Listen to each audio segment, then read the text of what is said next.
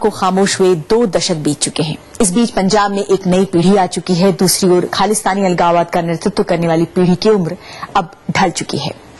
विदेशों में बसे कई अलगाववादी नेता अब पंजाब जाना चाहते हैं, मगर उनका अतीत एक ब्लैक लिस्ट शक्ल में आज भी मौजूद है। इन लोगों का मानना है कि इसकी वजह से उन्हें भारत का वीजा नहीं मिल सकता। लंदन में पवन सिंह अतुल ने ऐसे ही 2 खालिस्तानी नेताओं से मुलाकात की। 66 साल के जसवंत सिंह पेशे से ठेकेदार हैं और पिछले 3 दशकों से लंदन में रह रहे हैं। पंजाब में बिताया बचपन उन्हें एक बार फिर अपनी ओर खींच रहा है, लेकिन ब्रितानी नागरिक जसवंत सिंह कई बार भारतीय वीजा लेने की कोशिश में नाकाम हो चुके हैं। एक तो मेरा कंट्री वो है जी, मेरी पैदाइश वहाँ हुई है, मेरा जन्म वहाँ, मेरा बचपन वहाँ गुजरा है, मेरे रिलेटिव्स उधर हैं और मेरा प्रॉपर्टी मेरी उधर है और मैं अपने कंट्री को प्यार करता हूँ, मैं जाना चाहता हूँ उधर। 65 साल के परमिंदर सिंह बल इन दोनों लंदन के पास एक डाकघर चलाते हैं। खुद को फख्र के साथ जरनैल सिंह भिंडरावाले का नजदीकी बताने वाले बल अब भी खालिस्तान की मांग को लेकर इंग्लैंड में प्रदर्शन आयोजित करते रहते हैं। उनकी नजर में ये प्रतिबंध सियासी फैसला है। मेन जो रीजन है वो तो हिंदुस्तान की गवर्नमेंट की पॉलिसी है ना, वो क्या करती है, वो किसी के कहने से लिस्ट बनाती है कि खुद बनाती है, ये तो उसकी इंटेलिजेंसी को। लेकिन हमें शक है कि पंजाब की जो अकाली पार्टी है उसका इसमें काफी दर तक हाथ है। ब्रिटेन में खालिस्तानी नोट चलाने वाले जगजीत सिंह चौहान और वासन सिंह जफरवाल जैसे कई बड़े अलगाववादियों को भारत आने की अनुमति पहले ही दी जा चुकी है, जिसके बाद उन जैसे दूसरे लोगों में भी पंजाब लौटने की आस जगी है। बीबीसी को मिली जानकारी के मुताबिक दुनिया भर में ऐसे करीब 160 सिख अलगाववादी हैं जिनका नाम ब्लैक लिस्ट में शामिल है। इनमें से अधिकतर कनाडा, अमेरिका, ब्रिटेन और फ्रांस में बसे हुए हैं। पंजाब सरकार की सिफारिश पर इस लिस्ट में कई बार नाम जोड़े या हटाए गए हैं। इस सूची में कनाडा में कनिष्का विमान पर धमाका करने के आरोपियों से लेकर खालिस्तान के समर्थन में नारे लगाने वालों तक के नाम शामिल हैं। ये सिर्फ भारत की ही बात नहीं, हर देश की सरकार ऐसे लोगों की सूची बनाती है जिन्हें एंटी नेशनल समझा जाता है। ठेकेदार का कहना है कि वे एक राजनीतिक नेता हैं, कोई आतंकवादी नहीं। खालिस्तान बनाना या खालिस्तान की डिमांड करना कोई गुनाह नहीं है। हिंदुस्तान की सुप्रीम कोर्ट भी कहती है पीसफुल आप मांग सकते हैं, इसमें कोई गुनाह नहीं है, क्राइम नहीं है, वीजा ना देने का कोई रीजन नहीं है। कोर्ट में केस चलना चाहिए, जे को गिल्टी है कोर्ट सजा दे दे। अलग खालिस्तान बनाने के लिए हुए आंदोलन को ठंडा पड़े 2 दशक बीत चुके हैं। इस बीच आंदोलन के नेताओं की उम्र ढल चुकी है, लेकिन बड़ा सवाल यही है कि क्या बल और ठेकेदार जैसे लोग अब भी भारत के लिए खतरा हैं या फिर उन लोगों पर लगा प्रतिबंध एक सियासी फैसला है। Pawan Singh Atul, BBC, London. तो सियासत या सुरक्षा का सवाल। पंजाब में सत्ताधारी अकाली दल के प्रवक्ता विरसा सिंह बल्टोहा के सामने बीबीसी ने यही सवाल रखा तो उन्होंने इन आरोपों को खारिज कर दिया। मुझे तो ये सुनकर बड़ा आश्चर्य हुआ, दुख हुआ है कि हमारे भाई हम पे ब्लेम कर रहे हैं। जहां तक श्रोमणी अकाली दल की बात है और सतप्रकाश सिंह बादल और साथ सुखबीर सिंह बादल की तरफ से हमेशा ही हमारे जो भाई गवर्नमेंट ऑफ इंडिया की तरफ से ब्लैकलिस्ट किए गए हैं, उनकी वापसी के लिए कि अपने घर में आए, पंजाब में आए, अपने समुदाय में आए, और सबसे ज्यादा खुशी हमें होगी। और श्रोमणी अकाली दल पूरी दुनिया में जहां भी सिख समुदाय है उनकी नुमाइंदगी करता है। उनकी कोई भी किसी भी तरह की तकलीफ होती है, हमेशा श्रोमणी अकाली दल ने एफर्ट्स किए हैं। तो हम तो यही चाहते हैं कि हमारे भाई जहां आए तो वो आएंगे तो पंजाब का माहौल और अच्छा ही होगा। अकाली प्रवक्ता तो खालिस्तान का नारा बुलंद करने वालों का पंजाब में स्वागत कर रहे हैं, तो क्या ऐसे लोगों की भारत वापसी पर लगी रोक हटा देनी चाहिए? केपीएस गिल 1988 से 1995 तक पंजाब के पुलिस महानिदेशक थे और ये वही दौर था जब खालिस्तानियों और पुलिस के बीच खूनी संघर्ष हुए। अलगाववादी आज भी गिल को अपने सबसे बड़े दुश्मन के तौर पर देखते हैं। बीबीसी ने गिल से पूछा कि क्या ऐसे लोगों का पंजाब लौटना मुनासिब होगा? नहीं, इनके लौटने में कोई बंदिश नहीं है। जो आपने जो कहा है लिस्ट जो है, वो लिस्ट तो उन्हीं की है जिनकी पासपोर्ट वायलेशन की कोई ऑफेंस है कि पासपोर्ट को वायलेट किया हो, तो वो दूसरी बात है। वो तो जो भी करता है वो इस लिस्ट में आ जाएगा। और जो बाकी यहाँ पे ऑफेंस करके भाग गए या बाहर जाके पैसे इकट्ठे किए यहाँ भेजे, ऐसे जो लोग हैं वो भी वापस आ सकते हैं, but they should face trial here. जो सिख कम्युनिटी थी भारत में, उन्होंने तो इसको बहुत पहले रिजेक्ट कर दिया था, और अभी जो बाहर बैठी है सिख कम्युनिटी, वो भी आहिस्ता आहिस्ता इसको रिजेक्ट कर रही है। पहले बड़ी सपोर्ट करती थी, अब आहिस्ता आहिस्ता इसको रिजेक्ट कर रही है। एक सेक्शन है जो मीडिया में और उनकी अपनी मोटिवेशन है, इसको बड़ा चढ़ा के दिखाते हैं, but Khalistan movement can not come back. Punjab के पूर्व पुलिस महानिदेशक केपीएस गिल ग्लोबल इंडिया में आगे है। नस्ली भेदभाव का शिकार भारत में रह रहे अफ्रीकी लोग।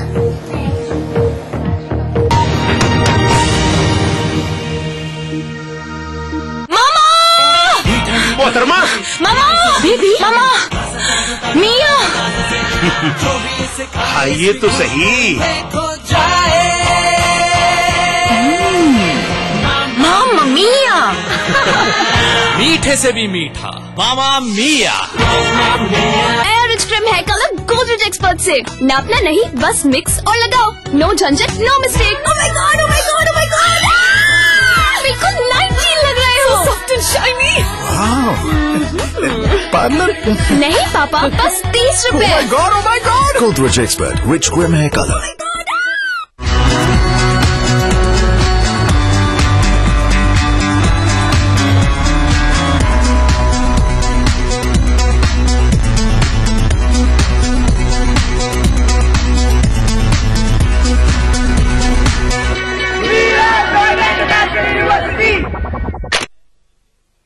तमाम रोशनी के बीच जिसने पल के नहीं झपका, जो लगातार चला रेड कारपेट पर बिना विश्वास डगमगाए, जिसकी शोहरत ने छुआ बुलंदियों को पूरे हफ्ते। मैं पराग छापे कर उस कार को लाऊंगा आप तक। दिल से हर रविवार दोपहर 3:30 बजे। दिन भर खबरें जो बनाते हैं, जहां बनती हैं, जिनसे शुरू होती है, जिनसे जुड़ी होती है। रात 9 बजे सबकी नजर टिकी होती है न्यूज एट 9 PM पर। दिन भर की खबरों का अपडेट। पहाड़ी संस्कृति की पहचान लेकर आज का उत्तराखंड बढ़ चला है नई दिशा में, नई आशाएं लेकर।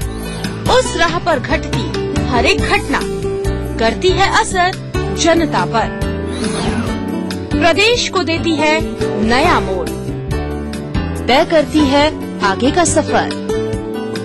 अपना उत्तराखंड इस समय पर। इस न्यूज के सह प्रायोजक हैं ओमी मोबाइल, मोबाइल फॉर मी। कैसी भी हो समस्या, यदा मुस्तरी करकटे या कमाने, यदा चश्मखोरा नमान से सड़ान से, तदा ज्योतिषी क्या पढ़ेगा लिखेगा, हुआ बालका बादशाही करेगा। कोई भी हो जिज्ञासा, हस्ताक्षर पहचान होती है व्यक्तित्व के अंतरंग ऊर्जा का, बाहरी प्रमाण से कुछ लेना देना नहीं होता।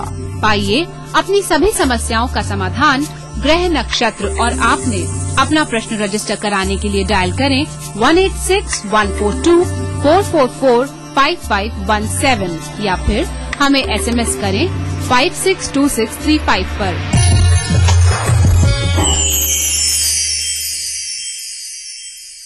कार्यक्रम के सह प्रायोजक हैं बैद्यनाथ का सामृत, अब खांसी और लाइफॉन, टाइम जी डिटर्जेंट पाउडर और केक। नमस्कार, हाजिर हूँ मैं प्रवीण दत्ता, लिए आपका फेवरेट क्राइम शो दास्तान-ए-जुर्म। जब हैवानियत के तूफान में करहा उठे इंसानियत, जब जुर्म के सन्नाटे में गूंजने लगे मजलूमों की सिसकियां,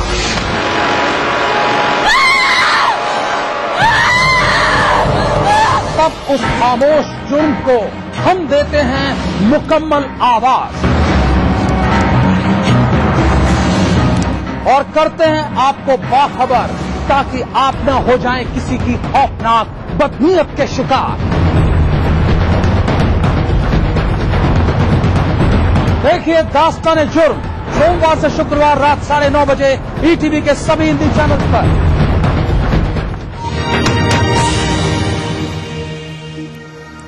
लंदन में बीबीसी ब्रॉडकास्टिंग हाउस से आप देख रहे हैं ग्लोबल इंडिया। नोआखाली आज के दक्षिणी बांग्लादेश की वो जगह है जहां सांप्रदायिक हिंसा रुकवाने के लिए 1946 में महात्मा गांधी ने 4 महीने बिताए थे। वहीं नोआखाली एक बार फिर सांप्रदायिक हिंसा की चपेट में है। पिछले दिनों जब 1971 के युद्ध अपराध के लिए जमात इस्लामी पार्टी के एक बड़े नेता को मौत की सजा सुनाई गई तो उसके विरोध में इस पार्टी के कार्यकर्ताओं ने वहां के हिंदुओं को निशाना बनाया। भारी हिंसा के बाद नोआखाली पहुंची बीबीसी की टीम। इन मलबों में कुछ दिनों पहले तक घर हुआ करते थे जहां जिंदगियां बसी थीं, चूल्हे जलते थे। पर उस दिन सब बदल गया जब दूर ढाका में 1971 की आजादी की लड़ाई के समय हत्याओं और यातनाओं के दोषी पाए गए एक बड़े मुस्लिम नेता को फांसी की सजा सुनाई गई। महज कुछ घंटे बाद एक भीड़ आई और सब राख हो गया। सब तो शेष, सब खत्म हो गया है। जब हमने सुना कि वो आ रहे हैं तो हम सब जान बचाने के लिए भाग गए। उन्होंने सब तोड़ दिया और हमारे घर में आग लगा दी। हमने बहुत मुश्किल से छोटा सा घर बनाया था। मेरे बच्चों को अब यहाँ लौटने में डर लग रहा है। जो हुआ वो फिर याद दिला गया कि बौखलाई भीड़ जब दंगे पर उतारू होती है तो इंसान भगवान भी नहीं बच पाते।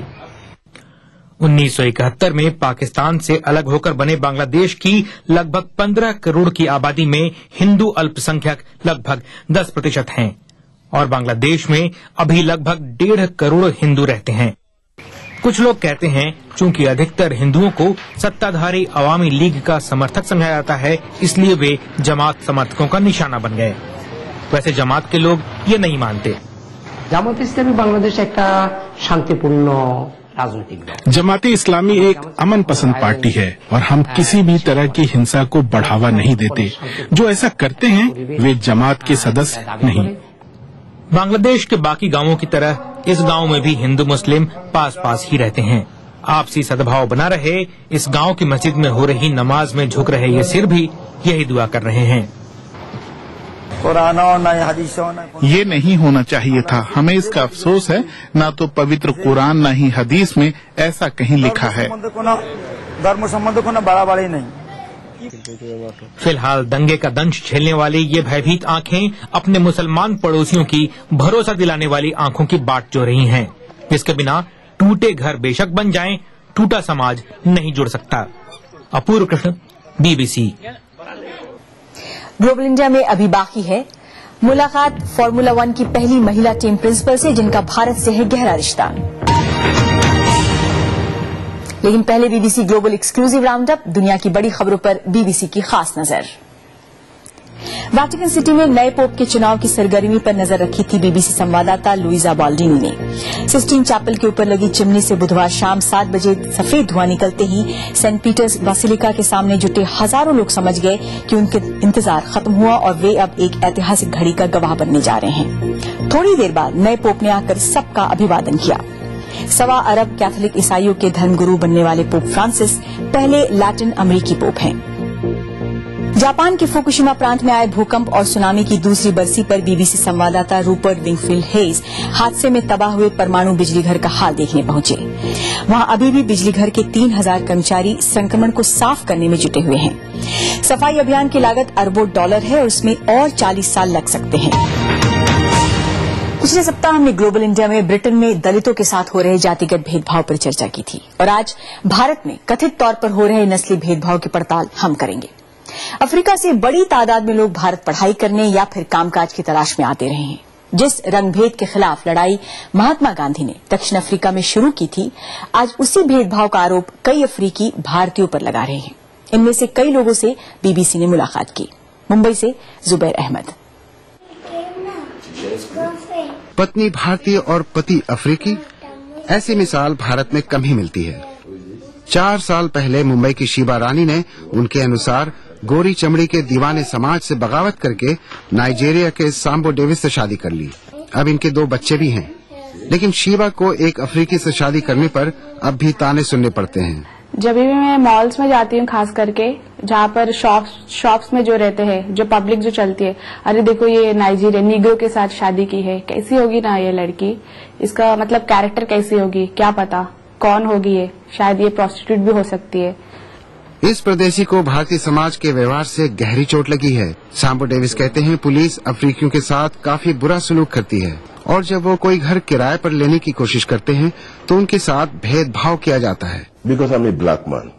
क्योंकि मैं एक काला आदमी हूँ, मैं अफ्रीका का रहने वाला हूँ, यहाँ के लोग मुझे नीची नजरों से देखते हैं।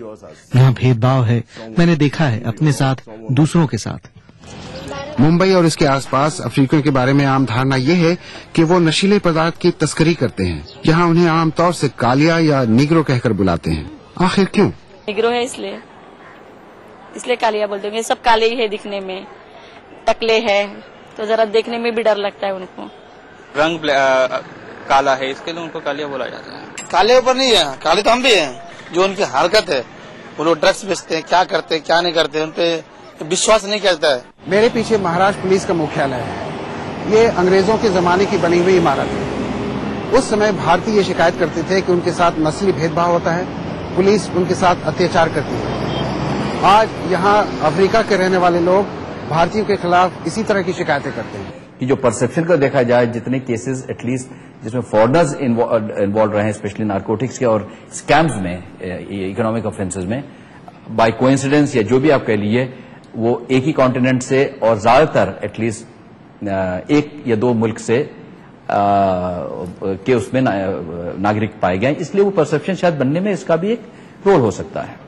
सांबो डेविस फिर भी किस्मत वाले हैं कि उन्हें एक अच्छी इमारत में किराए का घर मिल गया। उनके ये साथी मुंबई की हाउसिंग सोसाइटीज में जगह न मिलने के कारण शहर से बाहर रहने को मजबूर हैं। Zubair Ahmad, BBC Mumbai. Global India में आगे देखिए, चांद पर अब खुदाई की तैयारी, क्या छिपा है चांद के सीने में।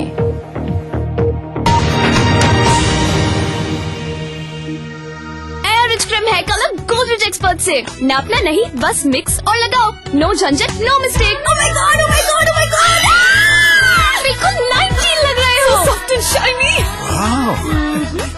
पार्लर नहीं पापा, बस 30 रुपए। Oh my god. Godrej expert rich cream hair colour.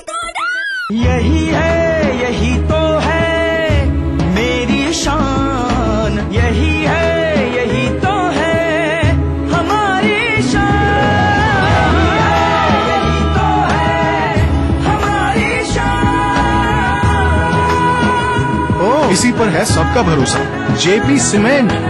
सबका फेवरेट वही जो है अंदर से सॉलिड, JP सीमेंट। मेरा फेवरेट, अब इंडिया का फेवरेट। आबादी करीब 20 करोड़, फिर भी रह गए पिछड़े। कमी नहीं है संसाधनों की, फिर भी नहीं सुधरे हालात। आजादी से आज तक चलता रहा वादों और दावों का सिलसिला। मिला कुछ, अधूरा रह गया बहुत कुछ। कहाँ रह गई कमी, क्यों रह गए अल्पसंख्यकों की तरक्की के ख्वाब अधूरे। देखिए सरकारों के दावों और हालात की सच्चाई दिखाता कार्यक्रम अधूरे ख्वाब, इस समय पर। सिर्फ आस पड़ोस की खबरें ही नहीं, एक जिम्मेदार नागरिक के लिए प्रदेश के साथ देश भर की खबरें भी जरूरी, क्योंकि आपका वास्ता है उनसे। इसलिए देखिए राष्ट्रीय समाचार इस समय पर। राजनीति की बिसात जहां सजती है रोज, हजार कठिनाई में भी जो हंसता है रोज, बार बार बिखर के भी जो संभलता है रोज, कहने सुनाने के साथ जो सुनता है रोज, अपना यूपी। देखिए इस समय पर। इस न्यूज के सह प्रायोजक हैं कुबेर मसाला, स्वादिष्ट जीवन चाहे हर मन।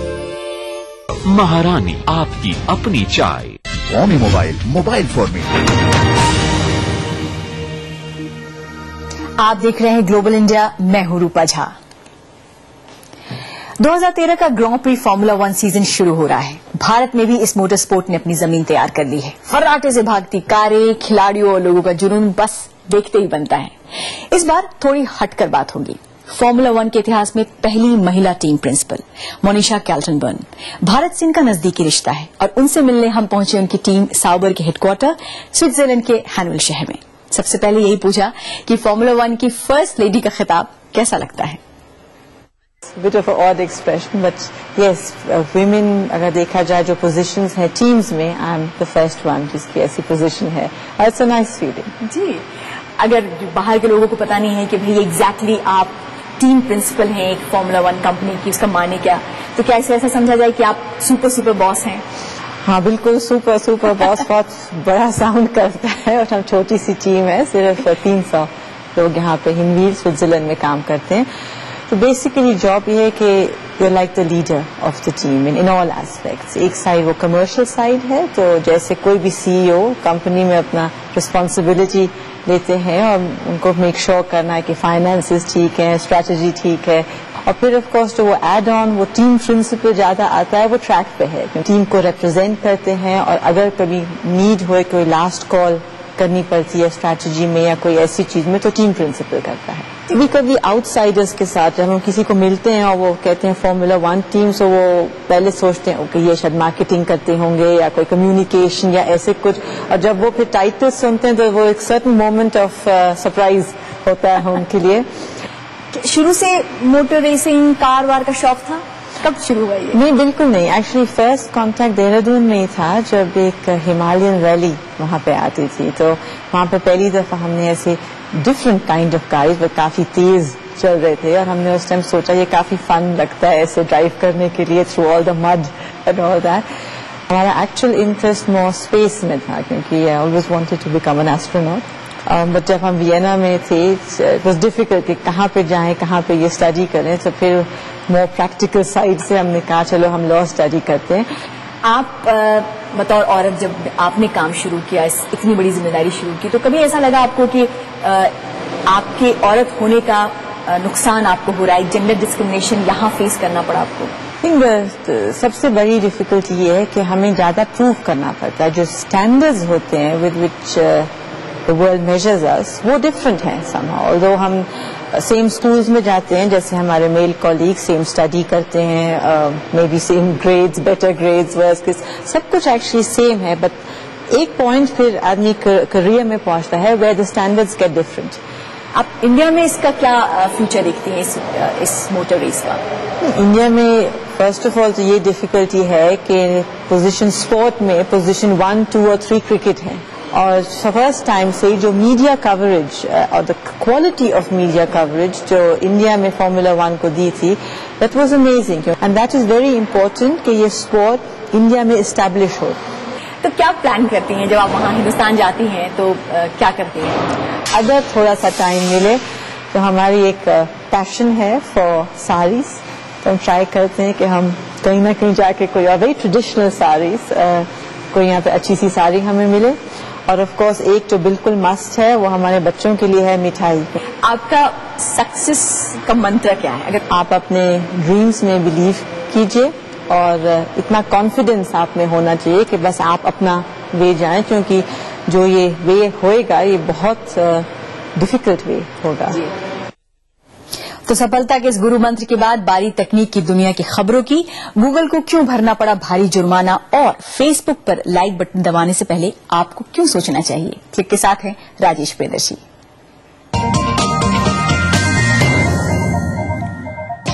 गूगल पर अमेरिका में $70 लाख का जुर्माना लगाया गया है. मामला 5 साल पुराना है, जब उसने अपनी स्ट्रीट व्यू सर्विस के लिए रास्तों की तस्वीरें लेनी शुरू की और बिना पूछे लोगों के ईमेल और ब्राउजिंग हिस्ट्री के डेटा जुटा लिए. फेसबुक के लाइक्स से किसी व्यक्ति की राजनीतिक सोच और सामान्य समझ का अंदाजा लगाया जा सकता है. कैम्ब्रिज यूनिवर्सिटी के वैज्ञानिकों ने 58,000 लोगों पर रिसर्च किया, जिससे ये अनुमान निकला. फिर पता चला कि इससे मिले नतीजे उन जानकारियों से पूरी तरह मेल खाते हैं जो इन लोगों ने अपने व्यक्तित्व के बारे में बताए थे.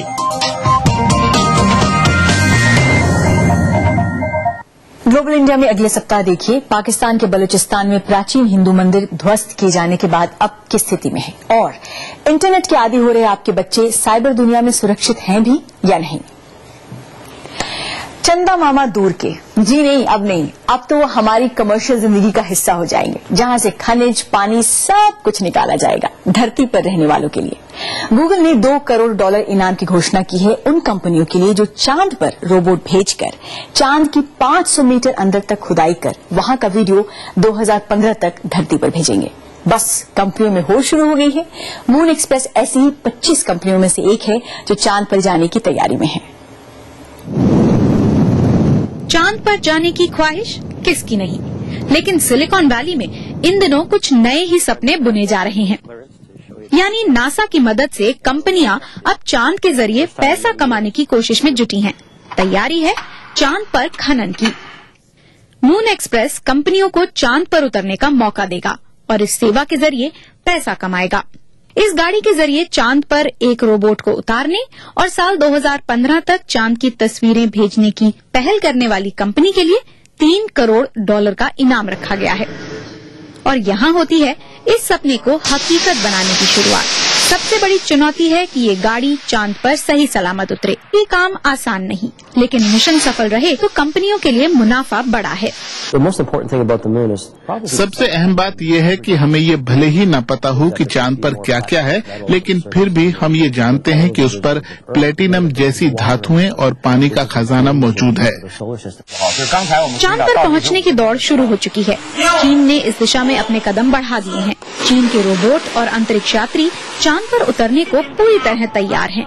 लेकिन क्या कोई एक देश चांद पर अपना मालिकाना हक जता सकता है? 1967 में अंतरिक्ष को लेकर हुई एक संधि के मुताबिक ऐसा नहीं हो सकता। 1967 में हुई संधि को अगर हम ध्यान से देखें तो पाएंगे कि भले ही कोई एक देश चांद पर कब्जा नहीं कर सकता, लेकिन अंतर्राष्ट्रीय कानून कहता है कोई भी देश जितना चाहे उसके संसाधनों का दोहन कर सकता है। सवाल है कि इन दोनों बातों में संतुलन कैसे बैठाया जाएगा।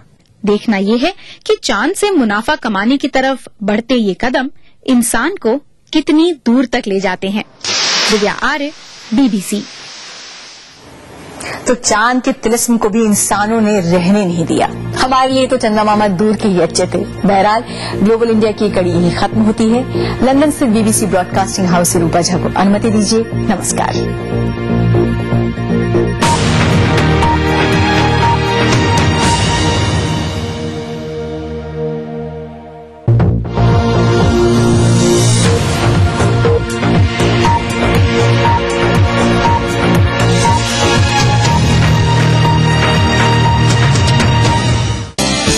आम खबरों से अलग ऐसी खबर, दमदार है जिसका वजूद, जिसमें हैसियत है लोगों पर बड़े पैमाने में असर करने की, वही खबर है विशेष।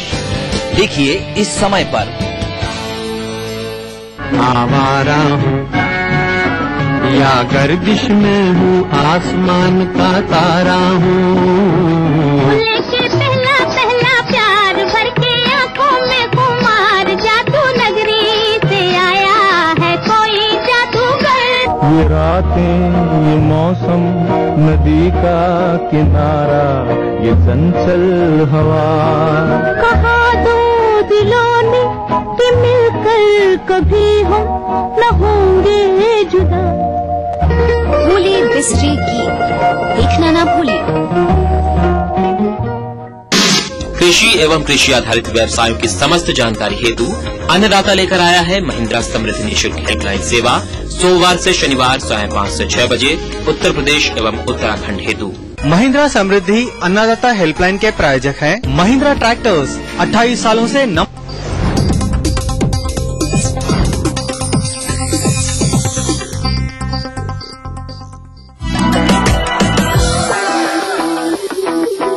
Hey guys, this is your host Neha and you're watching Young अंदाज, जहाँ पे हम करते हैं खूब सारी मस्ती, खूब सारा एंटरटेनमेंट, और वो भी कैसे, एकदम यूथफुल स्टाइल में, यानी कि यंग अंदाज में। और जैसे कि आप देख ही रहे हैं, आज मैं अपने स्टूडियो से बाहर निकल आई हूँ और आई हूँ एक सेस में जहाँ खूब सारे कलर्स हैं, खूब सारी मस्ती चल रही है, खूब सारा एंटरटेनमेंट का डोज है। So without wasting any time, come on with me and have fun.